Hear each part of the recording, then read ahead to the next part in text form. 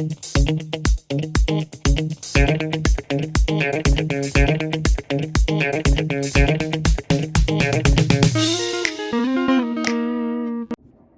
there, it's me again.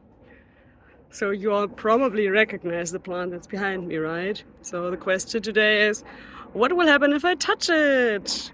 Although that one is too easy, right? So let's look at another question that might be a little bit more interesting.